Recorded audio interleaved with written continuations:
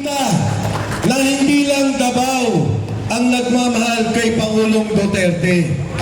Ang Maynila, Metro Manila, Quezon City ay nagmamahal sa Pangulong Rodrigo Duterte. At katulad ng sinabi ni Secretary Esperon, tayong lahat saksi sa tapang at galing ng pamamalakad at pamumuno ni Pangulong Duterte. Noong panahon niya, yung mga delikadong lugar tumahimik dahil sa liderato ni Dugong Duterte. Dati pag umuwi ka, nag-aalangan ka dahil baka may mangyaring krimen na wala noong panahon ni Pangulong Duterte. Ang mga takot noong panahon yun, tayo pa, taong bayan, takot ba tayo ng panahon yun? Sino mga takot? Mga adik at pusher. Sino ang mga takot? Ang mga kriminal. Ngayon, bumalik na naman. Di po ba? Pag ako nakikipag-usap sa mga waiter, security guard, namamasada, anong sinasabi nila? Dati ho, tahimik na sa amin. Noong panahon ni Duterte, na wala pong inuman sa kalye, hindi po kami nangangamba umuwi ng madaling araw. Pero ngayon, sir, sabi nila, bumalik na naman.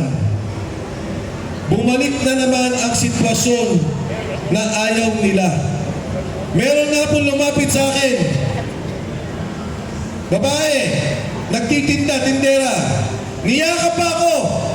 Ang sabi, sir, ituloy mo lang yung ginagawa mo. Suportado ka namin. Ang sabi ko sa kanya, ikaw ba sa lugar mo bumalik ang mga adik? Ang sabi niya, opo, ang dami na namang zombie sa lugar namin. Alam niyo ho, nagulat ako ang kwento niya. Noong panahon ni Duterte, pinakulong ko yung tatay ko. Sabi ko, pinakulong mo. Eh bakit hindi ka takot? Bakit ikaw ay suportado mo ang Pangulo? Ang sagot po niya, kesa po siya mamatay, isinuko ko siya. At nung po nakakulong siya, huminto ang droga sa aming lugar, pati siya humunto sa pagiging adik. Sabi ko, nakalawas na ba ang tatay mo? Opo. Ano na? Kamusta na siya? Ngayon no, lumala na naman. Bumalik sa droga at ang dami na naman sa lugar namin, puro adik.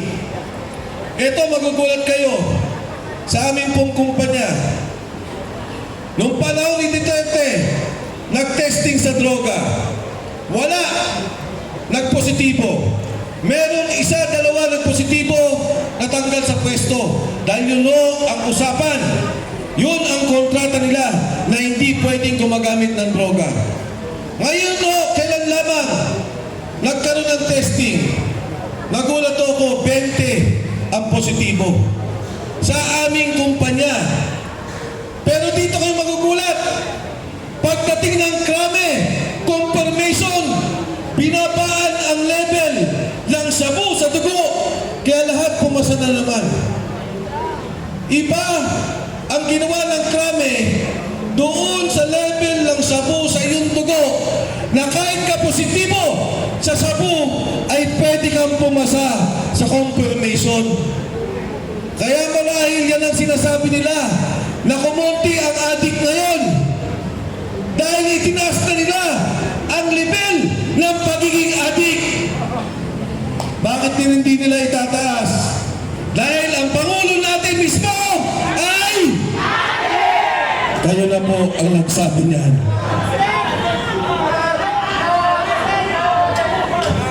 Ngayon nagulat ako nung sinabi ng mga sundalo. Hindi ko po alam ang kwento. Ngayon ko lang na aninagan at ngayon lang din nalaman ng pamilya Duterte ang nangyari sa kanilang ama. Isipin po ninyo, 2017, umalis na tayo sa ICC. Lumabas tayo sa ICC. Sinimulan ang investigasyon kay Duterte 2023. Halos 5-6 na taon nang nawala na siya sa posisyon at wala na tayo sa ICC. Ano ang ginawa nila? Ang sabi ng mga sundalo, nagdadala po kami ng pera. Kami ang sumusundo, kami ang nagsisecure, at kami rin, ito ho ang pinakamasama, ang nagdadala ng witness. Doon kami sa lugar, sa bahay ni Saldico, sa Raffles, Makati, at pumupunta rin kami sa Midas Hotel. Dinadala ang mga witness laban kay Pangulong Duterte. Ang ibig sabihin, umpisa pa lang, ginawa na ng kwento, ginawa na ng investigasyon para talagang makulong at madampot ang Pangulong Rodrigo Duterte.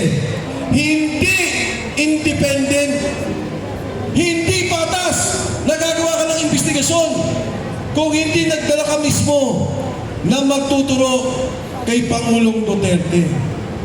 Di ba ho, ang kwento nila, $2 million, nag-deliver po kami. Nagdi-deliver kami ng pera kay Senator Trillanes.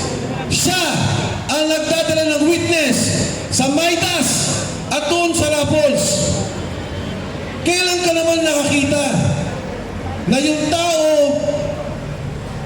walang krimen, kukuha ka ng mga testigo, idudugtong-dugtong mo ang storya. Para ano? Para matanggal at madampot ang Pangulong Duterte. Alisin siya sa Pilipinas, dalhin sa malayo, at doon litisin ang kanyang pagkakasala o ang kanyang krimen na kanilang sinasabi. Pero mga kasama, katulad ng sinabi ni Atty. Garcia, ang ICC ang pinakahuli na korte na pupuntahan ng bawat bansa.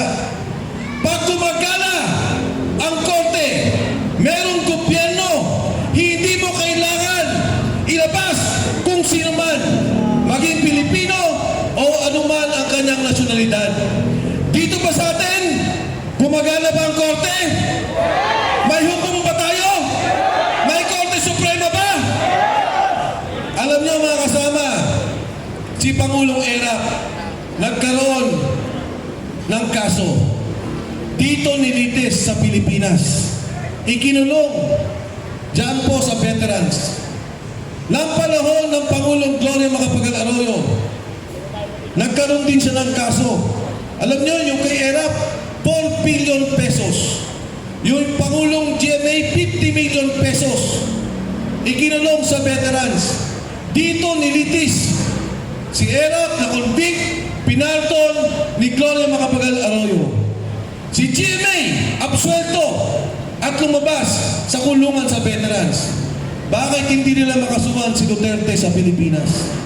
Bakit kailangan nilang ilabas ang Pangulong Duterte? Kung may kaso at may ebidensya sila, bakit nila kailangan ilabas ang Pangulo at hindi dito litisin sa korte, sa batas ng Pilipino, korte ng Pilipinas, sa lupa ng ating Republika ng Pilipinas? Alam nyo, huwag naman sana mangyari ang Pangulo ay mawala. 81 taong gulang na siya. Huwag naman sana na talagang manghina na ang Pangulong Duterte. Marami ho siyang kaibigan. Nakasama ko rin po siya sa Kongreso. Manong June Esperon, kasama siya. Ang sinasabi, baka ang ikasama ng kalusugan ng Pangulong Duterte ay wala siyang makausap. Dahil ang tao yan, parating gusto daw maraming kasama, maraming kakwentuhan, maraming kalokohan, kabiruan. Ngayon o, mag-isa. Kumakain mag-isa, walang alalay, at mahina na ang Pangulong Duterte. At akin po naalala sa ating kasaysayan, Si Aguinaldo, isang napakagaling na bayani, kinikilala ng ating bansa. Pero dahil sa kasaysayan natin na ipinapatay niya si Bonifacio, hanggang ngayon hindi siya mapatawad ng kasaysayan. Eh itong nakaupong Pangulo natin, hindi naman natin kinikilalang bayani. Pinakulong ang isang napakagaling na leader at mamamatay sa dayuang bansa. Makikilala siya hindi lamang sa isang presidente na walang ginawa, nagnakaw, kundi presidenteng traitor sa kanyang sariling bansa. Traitor sa Pilipino. Si Sara Duterte ho, dumadaan naman sa impeachment. Pinagtutulungan ang pamilya nila. Inilayo ang Pangulong Duterte para wala siya dito ang kanyang anak na siguradong mananalo bilang Pangulo ng Republika ng Pilipinas. Gusto nilang tanggalin sa posisyon at huwag nang makatakbo. Itong ginagawa po nila, huwag kayong magpaloko, mga kababayan. Huwag tayong magpaloko sa bayan ng Pilipinas. Ang ginagawa lamang nila ay tanggalin si Sara Duterte nang sa ganon hindi siya makatakbong Pangulo sa 2028 dahil alam nila walang makakatalo kay Pangulong Sara Duterte.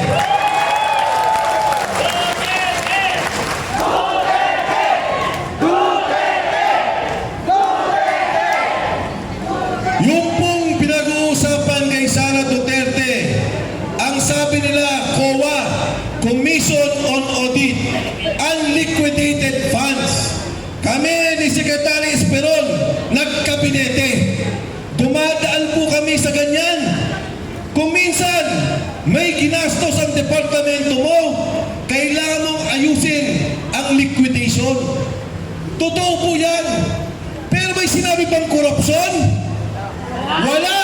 May sinabi bang ninakaw? Wala. Pero, eto ho, ipapantay ko yung usapin na ginagawa nila. Ang unliquidated kay VP Sara Duterte ay 75 billion pesos. 75 na lang ang kailangan niyang ayusin. Yung dokumento para ayus na sa COA. Aprobado na ang COA. Magugulat kayo, Department of Agriculture, unliquidated, disallowed. Disallowed na po ha. Hindi pa unliquidated. Disallowed. 8 billion pesos. May investigasyon ba? Wala. Magkano sa DSWD? Yung mga nagbibigay ng AIX, tupad, unliquidated, disallowed, 10.5 billion pesos. May investigasyon ba? May ginagawa pa Kongreso? Sa DPWH, magkano ang unliquidated? 17 billion pesos. May ginawa ba Kongreso? May ginawa ba Senado? May impeachment ba? Wala. Kaya kitang-kita mo ang liit ng ahensya ng Vice Pangulo. Etong mga ahensyang malalaki ayaw imbestigahan. Hindi pa yon. Si Chairman Luistro, ano tawag mo sa kanya? Ano? Hindi mo si Auntie Claire. Si Chinky, Chairman Luistro ng Justice Committee. Anong sabi ng mga sundalo? Tumatanggap ng pera. Nakita nila, tumanggap ang chairman ng Justice Committee na ngayon ay naglilitis kay Sara Duterte. Inimbestigahan ba nila? Hindi siya dapat nakaupo dyan. Dapat umalis siya dyan bilang chairman ng Justice Committee. Dahil bakit? Ang sabi ng saligang batas, pantay-pantay at dapat patas ang pagtingin ng mga korte. Ang sabi ng rules of court, yung pong mismong binabantayan nilang alituntunin, pantay-pantay, walang bahid ng pamumulitika. Ngayon no, Anong sabi ng 18 Marines? Ang delivery, 3 beses isang linggo, magmula 2022 hanggang 2025. Magkano per delivery? 500 billion pesos hanggang 4 billion pesos. Sa isang buwan, sa isang linggo lang, ilagay na lang natin na 1 bilyon. Ang delivery ni Saldico kay President Bongbong Marcos, kay Speaker Martin Romualdez, 3 bilyon kada linggo. 12 billion a month, 12 bilyon. May investigasyon ba? Meron pa silang pinatawag sa Blue Ribbon Committee? Pinatawag pa ng Kongreso? Wala. Bakit ganito ang klase ng sitwasyon ng ating bansa? Bakit ganito ang nangyayari sa Kongreso?